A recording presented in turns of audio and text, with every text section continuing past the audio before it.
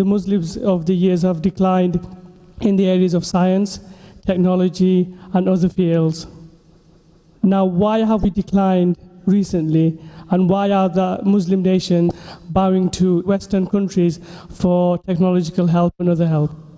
Well, that's a very good question, that why have the Muslims declined in terms of science and technology? Why do we look up to the Western world, etc.? If you read history, from the 8th to the 12th centuries, the Europeans, they called it as the Dark Ages. Dark for whom? Dark for the Europeans. The amount of advances the Muslim Arabs made is phenomenal. It was the golden age. And if you read history, as I told you earlier, the person who drew the first world map was Al-Idrisi, 1154. In mathematics, the Indians had known about the zero. The Arabs came, they got that and invented, they put the decimal point. So therefore, even what we call the numerals, it's known as Arabic numerals. That 1, 2, 3, 4. The right word for that is Arabic numerals. 1, 2, 3, 4. It is by the Arabs. In trigonometry, if you know, the person who was an expert, Al-Biruni, he was expert. The Pythagoras theorem, the square of the opposite side is equal to the sum of the other two sides of the triangle. It was Al-Ibtusi. So when we read history, Muslims were on top of the world. The father of chemistry, who is he? You know, we read in the book, Geber. It is Jabir ibn Hayyan. They want to westernize the name, Geber. Sounds like a westerner. It is Jabir ibn Hayyan, Geber. We read in school, the person who discovered the blood circulation, William Harvey. And 400 years before William Harvey, it was Ibn Nafis.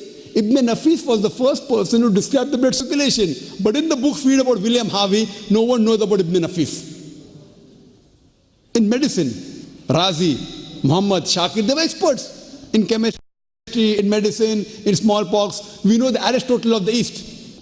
Aristotle of the East, Avicenna, Ali ibn Sina, and Avicenna. We think it's a Westerner, Avicenna. It is Ali ibn Sina. I can give hundreds of names of Muslim scientists, but I agree with you.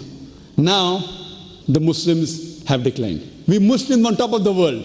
The reasons today the Muslims have declined and we're on the receiving end is because that time we were close to our religion. Now Muslims have gone away from our religion, away from Quran and Sahih Hadith. The Westerners have advanced because they too have gone away from the religion. We have declined because we have gone away from our religion. The Westerners have advanced because they too have gone away from their religion. Their religion is not haqq, our religion is haqq. The reason we have gone away from Quran and Sunnah, that's the reason we are in this situation. If we go back to Quran and the Sahih Hadith and implement the guidance given by Allah and His Rasul, inshallah, once again we'll be on top of the world. I hope that answers the question.